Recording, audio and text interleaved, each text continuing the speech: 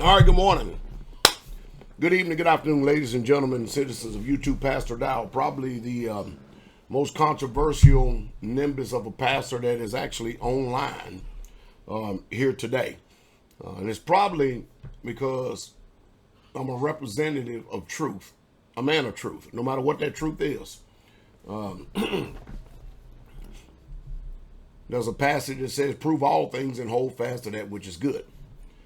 You know, I really truly have to talk to us this morning, and I hope that I can have your undivided attention. And what I mean by that is I hope that you can slow down whatever thought process you got going in your mind, remove all distractions, and really truly pay attention to what I'm about to say this morning, because what I talk about and what I speak about and how I speak is under attack. Freedom of speech is under attack. As a matter of fact, rights, liberties, freedoms, they're all under attack. We're watching the Democratic administration of Joe Biden, them trying to exercise some type of totalitarianism authority that's not been granted to them, not by the Constitution nor by the people. And we're watching these people trying to dictate and mandate upon the American public their agenda. And what we have going on here, and I think I can best speak to this as a veteran. And my story is, and I probably never went over this in public like this, but I'm going to go over this in public, okay?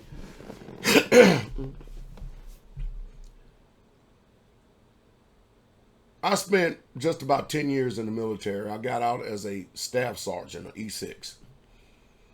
And the way that happened is this.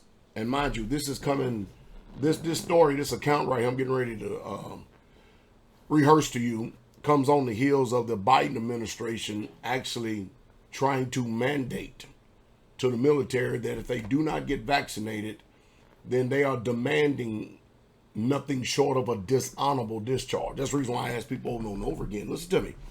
I understand that times are hard. Sometimes you need to make sacrifices, but you really, truly got to ask yourself if you really, truly want to serve. It used to be in this man's army or military, but I can't say that no more. But you actually got to ask yourself, do you really, truly want to serve under this type of environment?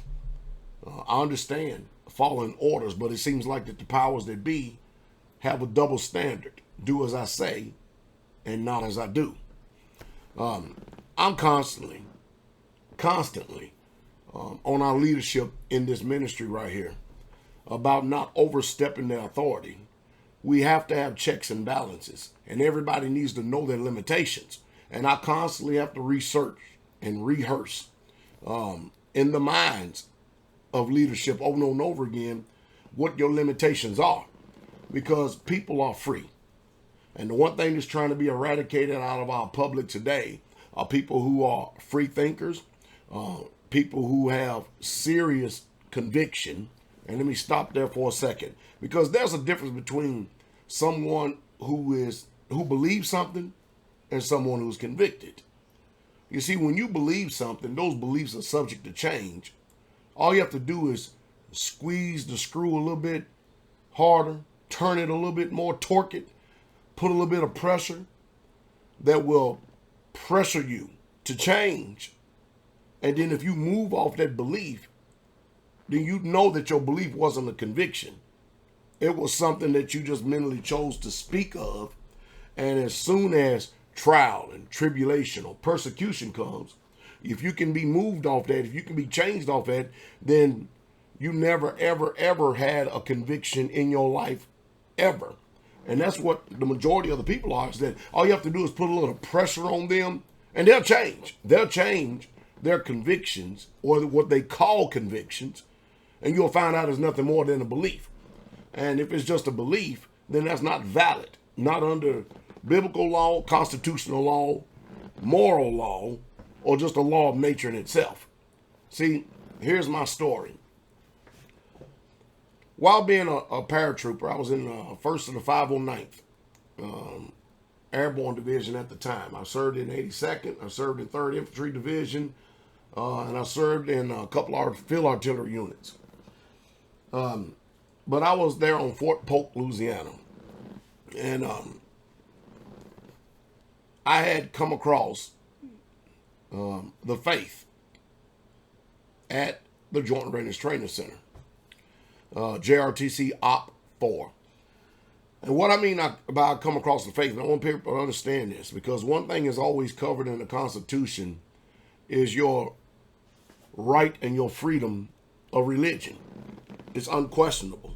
It's inalienable. They're inalienable rights. In other words, these are just given to you as a human being by the creator of the universe, and man cannot in any way, shape, fashion, or form infringe on them. I know some people understand it, some people don't.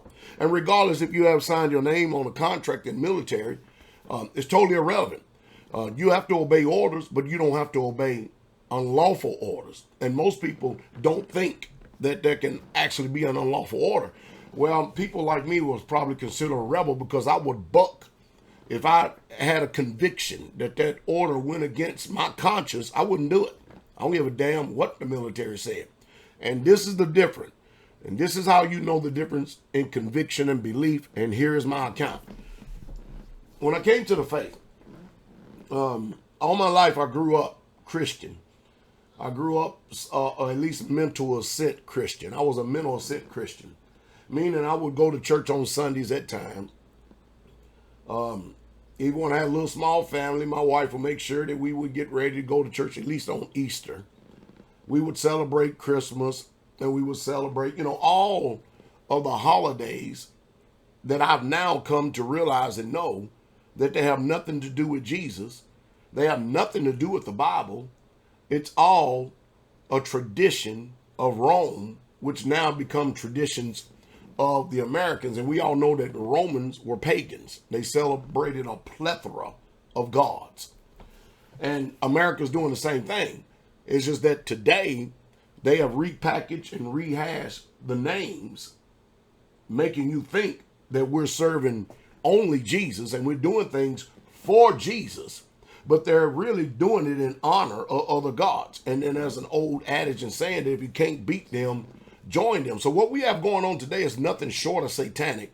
Whether you choose to be religious and believe or not, whether you choose to advocate for liberty or not, whether you choose to actually be faith-based in whatever that faith or that conviction is or not, what is under attack is your liberty and your freedom and your right to worship the way that you see fit. And it's all under challenge. So I had come to the faith, and the faith I'd come to was, I got filled with the baptism of the Holy Spirit, which Christians never told me about it. And I went to Baptist, I went to different flavors of Baptist church and Church of Christ, and even attended a Seventh-day Adventist church for a little bit. And none of them ever told me about this. I come across this based on being filled, having experience, just like the book says. Well, that caused me to start questioning stuff. So I started questioning stuff. I started studying, which was the worst thing that I ever could have done given civil society. But it was the best thing I could have done for my soul salvation and the salvation of others. Little did I know. I never even thought that in my wildest dreams that I would ever be a pastor. So I started studying these things. And one of the things I come across was the Sabbath day. I searched the Bible. I searched it for 3.5 years. I searched it diligently. And I looked at this thing backwards, forward, upside down, sideways. I looked at secular knowledge. I looked at what they call historical knowledge of antiquities. And then I looked at biblical history. Because, after all, biblical history are primary sources. So I looked at it. I covered this thing. And I come to find out that Sunday, the first day of the week, is all in honor and the worship of the sun. But the Bible only speaks about a 7-day Sabbath, which just happened to start at Friday night at nightfall and end at Saturday night at nightfall. And that is called the Sabbath day.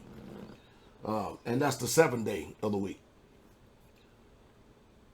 So I found out the truth about that, and I started keeping the Sabbath. I started keeping I started keeping Passover, all the feast days that I read in the Bible. I watched what Jesus did. I watched what the apostles did. And mind you, I'm not making this video to preach to anyone. I'm trying to get you to something to show you part of my walk and where it's led me. And I stopped celebrating Christmas. I stopped celebrating Easter because they all have to do with fertility rights.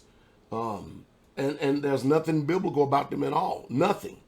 So I could not, the book says that God, the Father, that he's looking for true worshipers.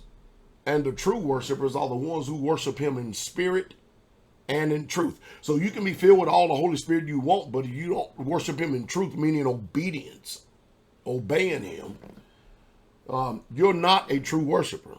You're deceiving yourself. And many people are deceived by their own vain opinions.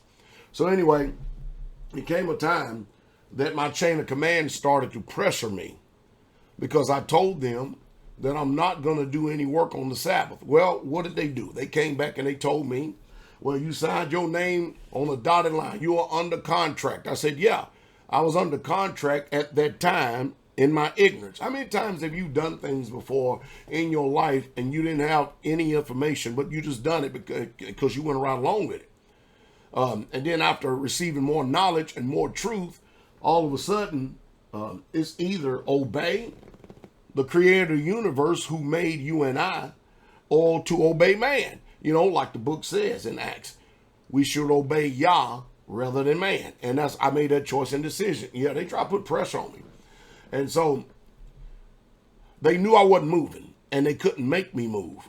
And at one time I had one first sergeant that got so mad and upset that he stood up and kind of tried to walk around the desk. And I told him real quick, I said, I'll tell you what, top first sergeant, you come too close within my space, no stripes, and the United States Army ain't going to save you from my wrath. Now, get froggy, jump, and leap all you want. And I had to talk like that. And of course, all he could do was just holler and scream, and then the company commander was trying to calm down everything in the office there. And of course, everybody was trying to pull rank because I'm an E6. They're E8s, O3, a captain, and a lieutenant. We got a lieutenant in there. And everybody's trying to pull rank on me. I stayed within the confines and limitations of respect, but I wasn't going to be infringed on. I wasn't going to be bullied. I damn sure wasn't going to be intimidated because that's just not my makeup. I was a very damn good soldier, a good soldier. But when it came to standing on the truth of Yah's law, I never knew that I was going to be tested to see if I was going to obey. If some of us understand the story, some of the accounts, we know about Shadrach, Meshach, and that bad Negro that was threatened that if you don't bow down, then you was going to be thrown into the fiery furnace. They didn't compromise. They said, "O king, even if Yah, our creator, the one who we worship, the only one we worship, even if he don't deliver us from the burning fiery furnace, we still ain't going to bow down and serve you." Most people talk about their belief system that they believe to its convictions. But like I said, put them to the test. You'll find out they don't have any conviction at all. So they threw them in the fiery furnace and they got mad and upset. And guess what? They still came out on top, didn't they? Or Daniel in the lion's den. Politically, he was way up there in the pecking order. But he did not compromise his conviction of the Most High Yah, even though he was in a pagan society. You see, most of these accounts and stories are nothing but fairy tales to many of you, but for me, they are the way of life. And so the next thing you know, I ended up on the battalion commander's carpet, but this time they bought the chaplain. All right, fine and good. We're sitting there, and the battalion commander is listening very attentively. Because as a battalion commander, you have a little bit more understanding of UCMJ. You have a little bit more understanding and comprehension of the military and the way it operates than lower enlisted or lower officers in the Corps or in the ranks. So the chaplain proceeded to ask me questions. And when he asked me questions, I answered them, and I answered them with a question. Because I was very well informed, because I studied and read on my own. And so I was quoting primary sources from the Bible that he says that he believes. And needless to say, the chaplain didn't stand a snowball chance in hell against me.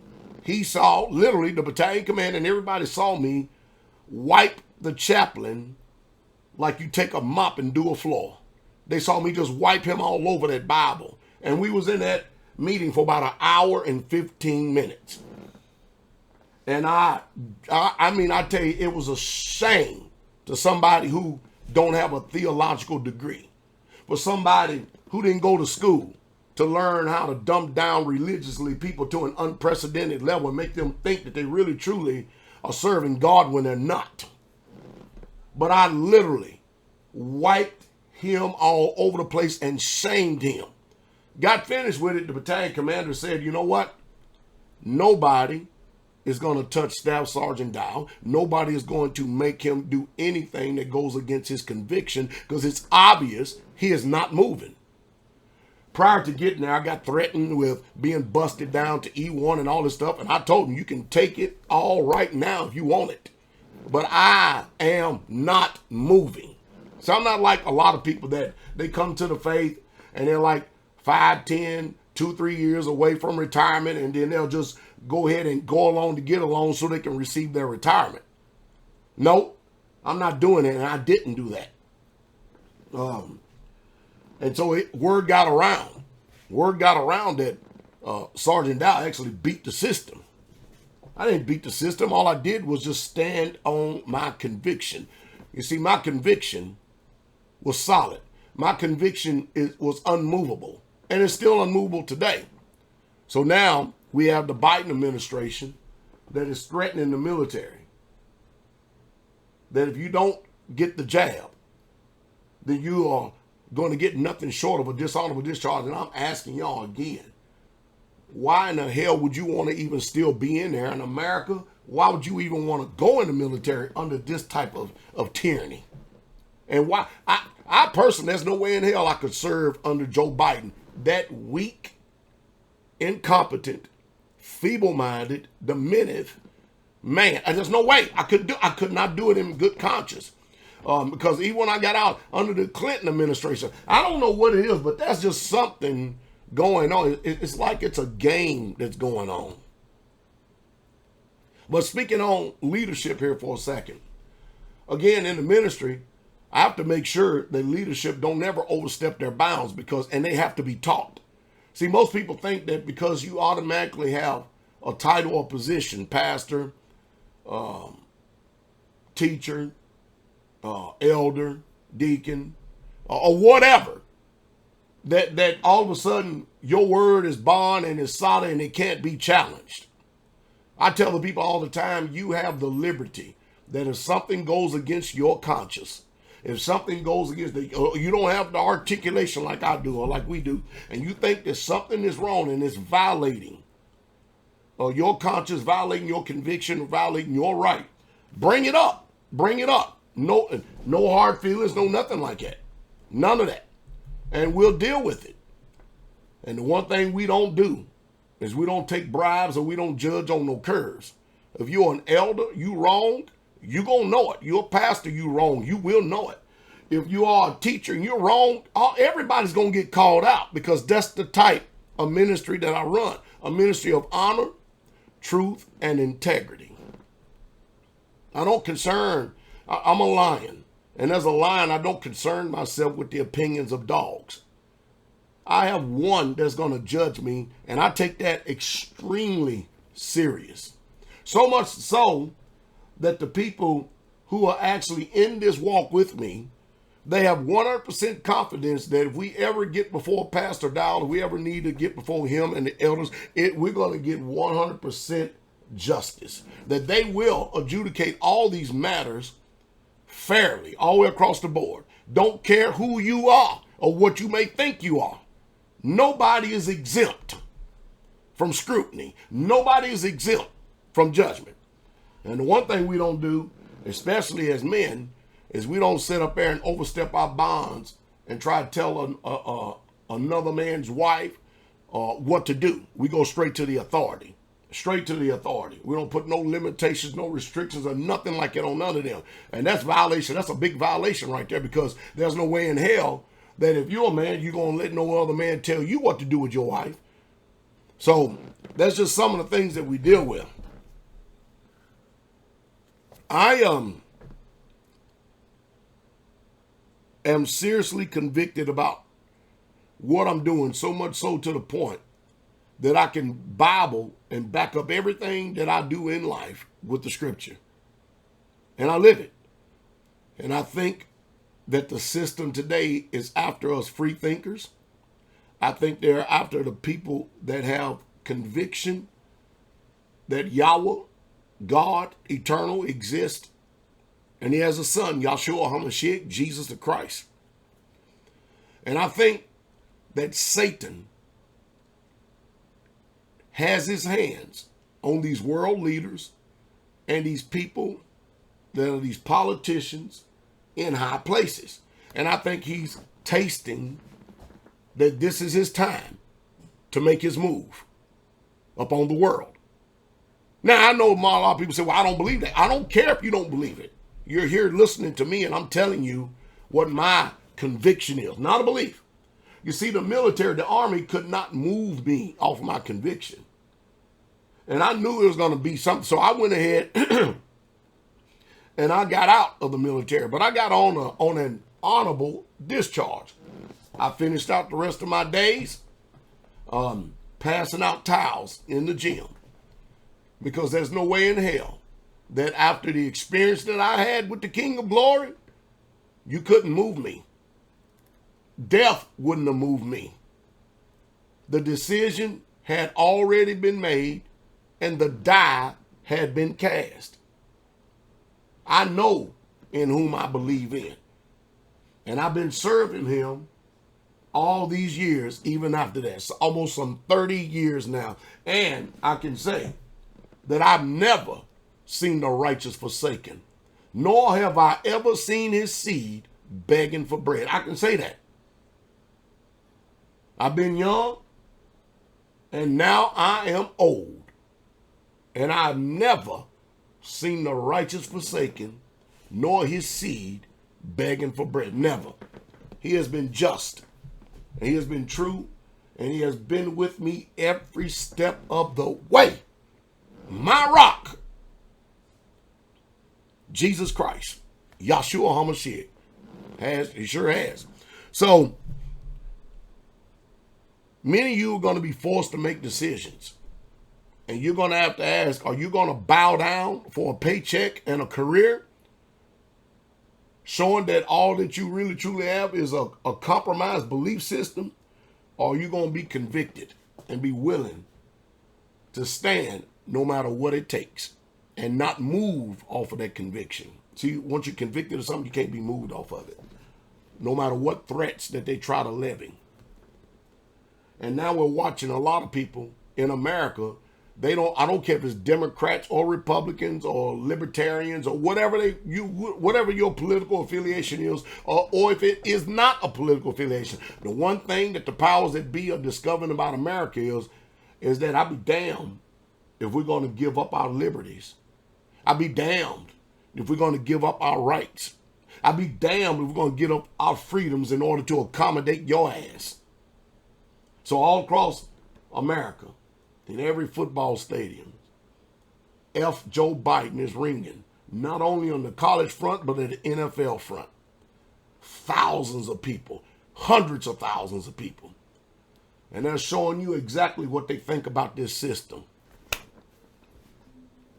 The day you start trying to become a dictator, and you start trying to tell me, and you're trying to infringe on my body, and command and tell me what to do, guess what? That's where your law ends.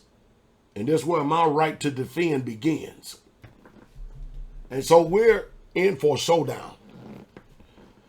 The majority of people are going to side with the beast system. The majority of people are going to capitulate. But for the few that can't be moved, This war is going to go down like the 300 Spartans against Xerxes. That's how this thing going to go down. And so I would not, I hope I did what I could to give you some type of education on the difference between a conviction and belief. And I'll leave off with this. I remember when I first got out of the military, at that time I had 2 children. And they were in elementary public school system. And whenever we already had told the principals and the teachers and stuff, our children has never been vaccinated. And so we gave them exemption letters for vaccination because we just didn't do it. We still don't do it. Even at that, the ministry, we have our limitations. If somebody in the ministry choose to be vaccinated, we can't do nothing about that. That's them. We can't tell them they can't no longer be a part of us because they choose to get vaccinated. That's their life.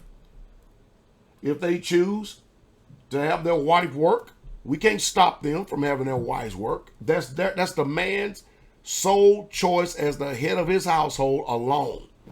We recommend that the best thing to do is for a woman to be a chaste keeper at home, just like the book says.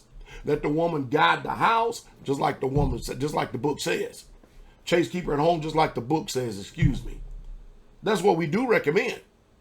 We recommend that you train up a child in the way that it should go. And so we advocate homeschool. And mind you, our children are pretty smart. They always end up in college with academic scholarships and degrees. I just got 2 more that's in the ministry that's in college on academic scholarships, and they all been homeschooled. That's in the ministry.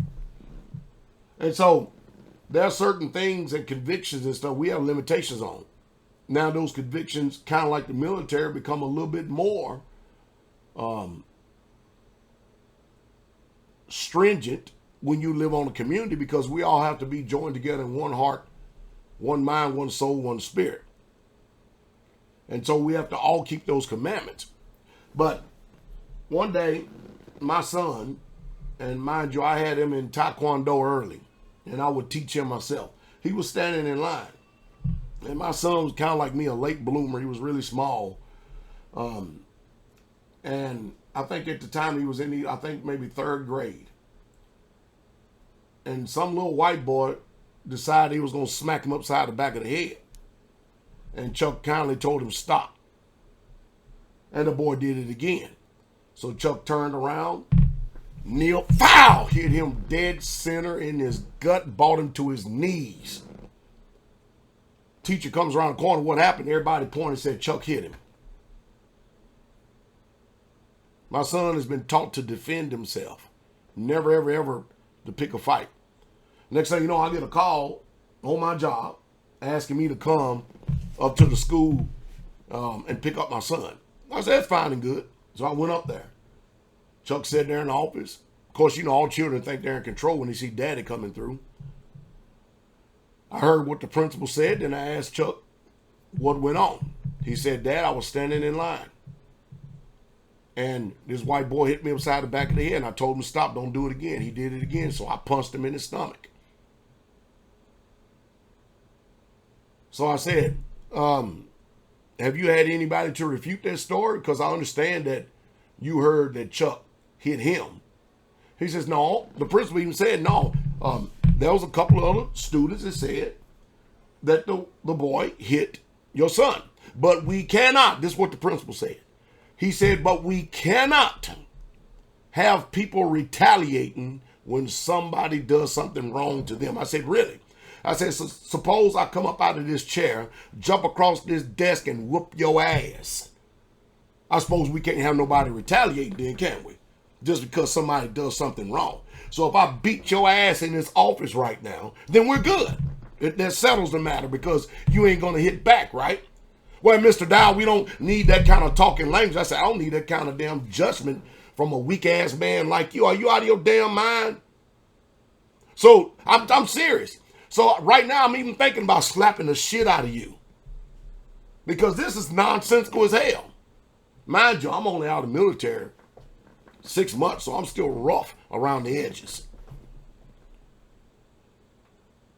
And he says, well, you know, your son was going to suspend him. I said, all right, that's fine. That's good. Come on, son. Watch this. Watch this. So I took my son. We went to Opryland amusement park, and we rode all kind. I took the rest of the day off from work, and we rode all kind of rides, roller coasters, bumper cars. We went out to Dairy Queen. We had hamburgers and French fries. And then we went later on, picked up Mom and Lydia. We had a good old time. You hear that? So then I was sitting down at night, and I said, and at the time, Mother Carol was working at the bank. She was the ATM coordinator of the whole southeastern region for Regions Bank. And I sit down later that night, I started thinking. I woke up next morning, I told her, I said, you're not working on a job no more. I said, I don't care if I have to get 2 or 3 jobs. Our children is not going in an environment like that. Whenever Halloween comes around, they separate what we believe to be, and we know to be our children are righteous. They put them in a room with a little book or something, and then they separate them from everybody else. And all the little pagan children, all of the heathen children get to worship the devil. But our children get to experience isolation and ostracization. They get ostracized. And then Christmas comes, our children again separated from everybody else because they don't want our children preaching to the other children what the hell's really going on.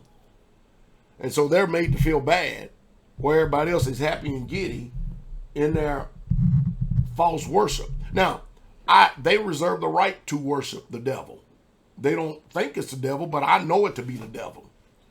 So I don't have no problem with that. So I told my wife, I said, I don't care if I have to work 2 or 3 jobs. And I did. I said, well, you're coming off that job. You're going to homeschool the children. And that's just the way it's going to be. And that's the way it has been.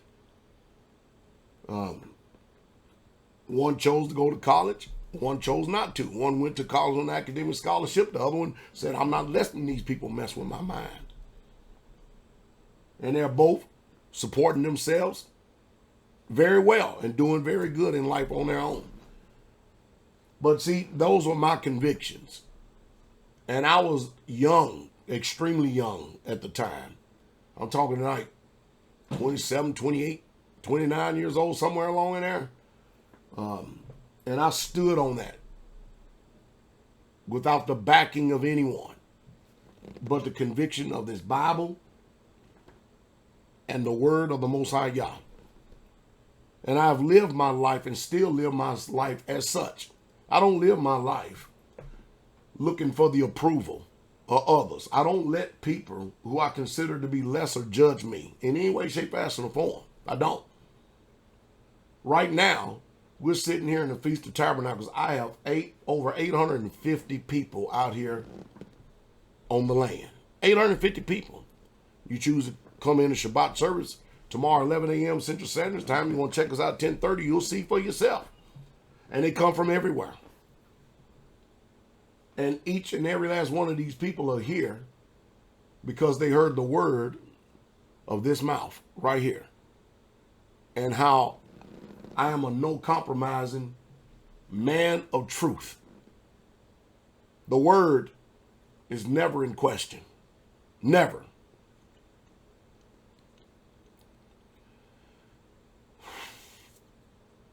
There's much to be desired. There's much to advocate.